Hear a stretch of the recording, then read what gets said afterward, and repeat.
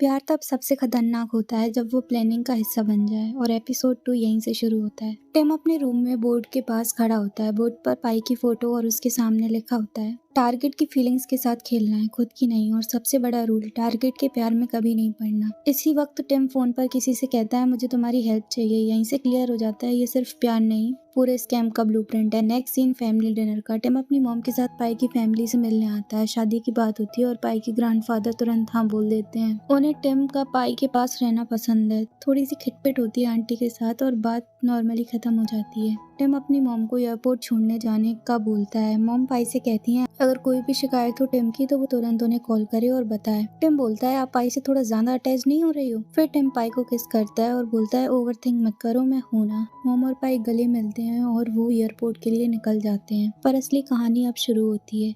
रास्ते में रिवील होता है टिम जिस लेडी से बात कर रहा था वो पेड एक्ट्रेस है। लेडी बोलती है इस बार तुमने बहुत अमीर मछली फंसाई है, तुम्हारी केमिस्ट्री रियल लग रही थी, शादी क्यों नहीं कर लेते और सेटल क्यों नहीं हो जाते। टिम सीधा बोलता है मैं पागल नहीं हूँ, ये रूल्स के खिलाफ है। टिम उसे पैसे देता है आज के एक्ट के लिए और बोलता है कि उसे शादी भी अटेंड करनी पड़ेगी, सारी स्मॉल डिटेल्स याद रखे। लेडी हंसती है और बोलती है अमीर लोग छोटी बातें भूल जाते हैं। टिम तुरंत याद दिलाता है पर आंटी किम को सब याद रहता है। इधर पाई के ग्रैंडफादर पाई से बोलते हैं कि नॉर्थ का ध्यान रखना, वो फैमिली का हिस्सा है, जब तक वो उसे सेटल नहीं देख लेते उनकी आत्मा को शांति नहीं मिलेगी। पाई हाँ बोलता है। ग्रैंडफादर वहाँ से चले जाते हैं। पाई टिम को कॉल करता है। टिम झूठ बोलता है कि मैं एयरपोर्ट पर हूँ, असल में वो बस स्टॉप पर अपने लॉयर दोस्त के साथ होता है। लॉयर कहता है अगर प्लान में कोई प्रॉब्लम हो और फ्लिप हो जाए तो मेरे पास आ जाना। अब टिम होटल में एक और लेडी से मिलता है। लेडी उसके साथ फ्लर्ट कर रही होती है और बोलती है उसने यहाँ उसे सिर्फ खाने के लिए नहीं बुलाया। टिम कामली बोलता है कि मैं तुम्हारे बाकी शुगर बेबीज जैसा नहीं हूँ, पहले तुम्हें मेरा दिल जीतना होगा। और यहीं से क्लियर हो जाता है कि टिम बहुत बड़ा प्रोफेशनल प्लेयर है। पाई नॉर्थ के बिजनेस का हाल चेक करता है। लॉस ही लॉस। नॉर्थ को बुलाया जाता है। पाई बोलता है मुझे सब पता चल गया। टिम भी वहीं आ जाता है। नॉर्थ गलत समझ लेता है और अपना मैरिज सर्टिफिकेट दिखा देता है। सब शॉक हो जाते हैं। पाई गुस्से में बोलता है तुमने इतना बड़ा कदम उठाने से पहले फैमिली को बताना जरूरी नहीं समझा। इधर यू घर पर पैसे छुपा रहा होता है और खुद से ही बात कर रहा होता है कि अब तो उसके पास अंधा पैसा आने वाला है। नॉर्थ उसको इमरजेंसी कॉल कर बुलाता है। यू और नॉर्थ पाई और टिम के सामने आते हैं। पाई यू से पूछता है कि तुमने उसके भाई से बिना बताए शादी कर ली। यू बोलता है हम हाइकिंग के दौरान मिले थे और पहले ही नजर में मुझे क्लिक कर गया था कि हमारा सोल कनेक्शन है। पाई गुस्से में बोलता है तो तुमने फैमिली को बताना जरूरी नहीं समझा। नॉर्थ पाई को शांत करता है।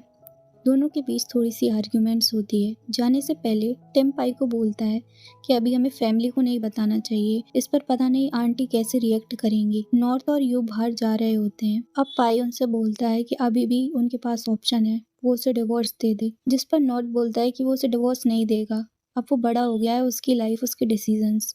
अब पाई फाइनली बोलता है कि अगर उसने उसके भाई का फायदा उठाने की कोशिश की तो सही नहीं होगा और वो दोनों का डिवोर्स करवा देगा। नॉर्थ और यू जा रहे होते हैं। टाइम जानबूझकर यू से टकराता है और वहाँ से वॉशरूम चला जाता है। वॉशरूम में टिम यू को बोलता है ये तुम्हारा वॉलेट और ये तुम्हारी आईडी रास्ते में गिर गए थे। आईडी दिखाकर टिम पूछता है तुम्हारी आईडी 19 बार बन चुकी है, लगता है तुम चीजें इधर उधर रखकर भूल जाते हो या तुमसे खो जाती हैं। इस पर यू स्माइल करते हुए मेरा पर्स कहीं गिरा नहीं था, तुमने टकरा कर इसे निकाला है, इसका मतलब तुम भी कुछ ऐसे ही करते हो, तुम्हारा ये प्रोफेशन है। और वहाँ से चला जाता है। टिम अपने आदमी को मैसेज करता है कि इसकी पूरी इन्फॉर्मेशन निकालो। पाई सेक्रेटरी को बोलता है कि यू पर नजर रखना। नॉर्थ यू को घर शिफ्ट करने लाता है और उसको अपना होम टूर कराता है। नॉर्थ यू को अपना बेडरूम दिखाता है। दोनों आपस में बात करते हैं कि तुम बेड की किस साइड पर सोगे। नॉर्थ बोलता है सेंटर और यू बोलता है वो भी सेंटर में ही सोता है। इतने में यू नॉर्थ को धक्का देता है और दोनों बेड पर गिर जाते हैं। अब नॉर्थ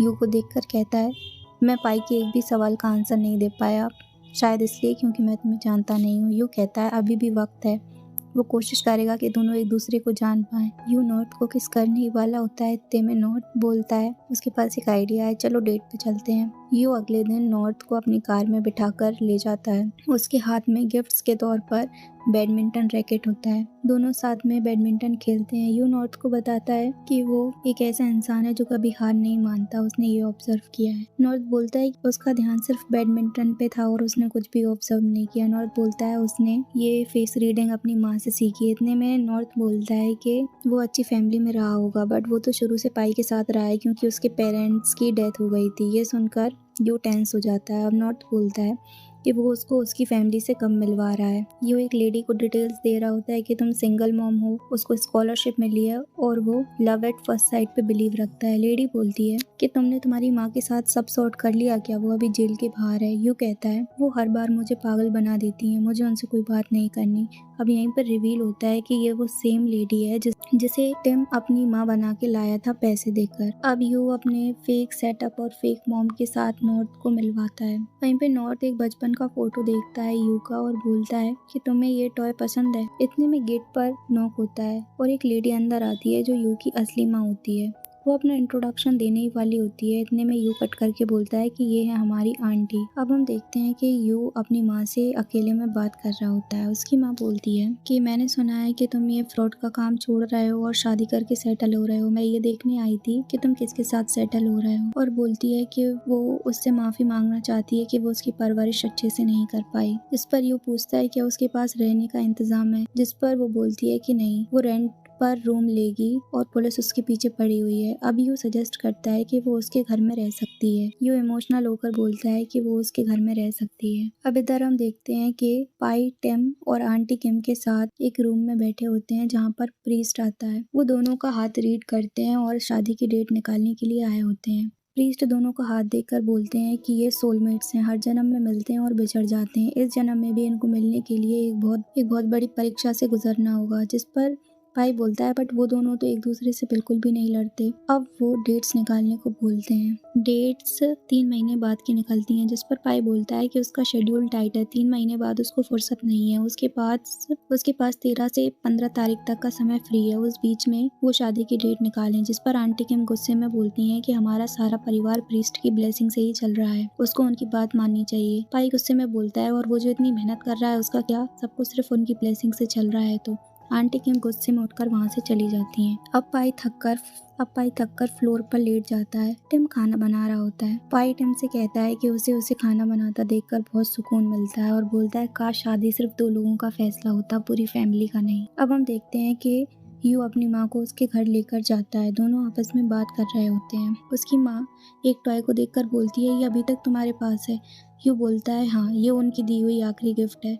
उन्होंने उसे जो कूपन दिया था जिसके बदले ये वो मॉल से खरीद कर लाया था। अब यू वॉशरूम जाता है। यू वॉशरूम से जैसे ही बाहर आता है तो उसे समझ आता है कि सारा सामान बिखरा हुआ है और उसकी माँ सारे पैसे और कीमती चीजें लेकर वहाँ से भाग गई। अब यू आंटी को बताता है कि उसकी माँ ने उसको फिर से धोखा दे दिया। अब यू नॉर्थ के पास उसके घर आता है। नॉर्थ उसको वही same to same toy gift कर बोलता है जो उसने उसकी बचपन वाली फोटो में देखा था कि ये ओरिजिनल पीस है।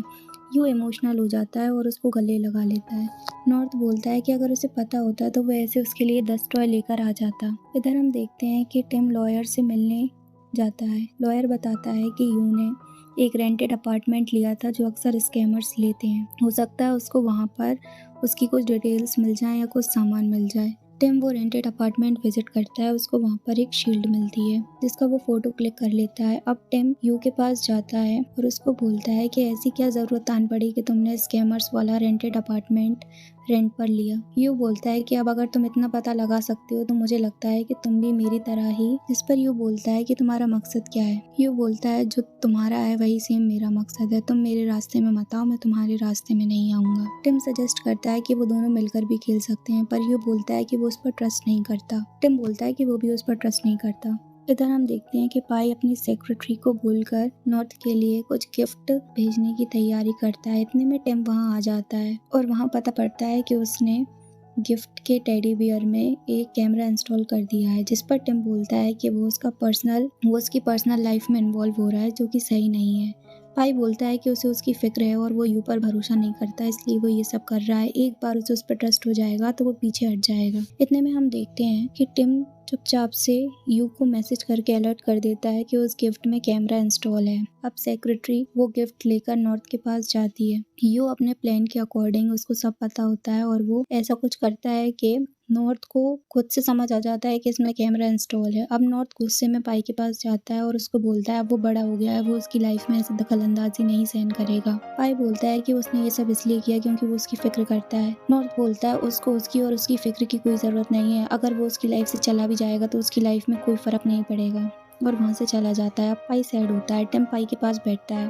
पाई बोलता है कि वो अकेले रहना चाहता है। टिम बोलता है कि ऐसा वो कभी नहीं होने देगा। इधर हम देखते हैं कि यू नॉर्थ साथ में बैठे होते हैं। नॉर्थ बोल रहा होता है कि अब वो पाई से कभी बात नहीं करेगा, उसने इतनी नीच हरकत दी और इस हद तक गिर गया। यू नॉर्थ को समझाता है कि वो उसने ये सब इसलिए किया क्योंकि वो उससे प्यार करता है। इतने में वहाँ टिम आ जाता है। टिम बोलता है कि तुम पाई से सॉरी बोलो, उसने उसे इस हालत में कभी भी नहीं देखा, उसने सुबह से कुछ भी नहीं खाया और वो किसी से बात करने तैयार नहीं है। अब तीनों मिलकर पाई के पास जाते हैं। नॉर्थ पाई से बात करता है और उसको सॉरी बोलता है। अब दोनों भाई आपस में मिलकर रोने लगते हैं और दोनों का रियूनियन हो जाता है। सब कुछ सॉर्ट होने के बाद यू और नॉर्थ वहाँ से चले जाते हैं। अब पाई टिम से बोलता है कि तुमने ऐसा इसको क्या बोला, ये कभी भी पहले सॉरी नहीं बोलता। टिम बोलता है मैंने उसको बस ये बताया कि तुम सेट थे और यही बताना होता है। अब टिम टीज करते हुए पाई को बोलता है कि तुम सेट मत हुआ करो, सेट होते टाइम तुम बिल्कुल छोटी बतख की तरह लगते हो। अब दोनों के बीच एक प्लेफुल मोमेंट होता है, दोनों एक दूसरे के पीछे भाग रहे होते हैं और एक दूसरे के साथ फन कर रहे होते हैं और यहीं पे एपिसोड एंड हो जाता है।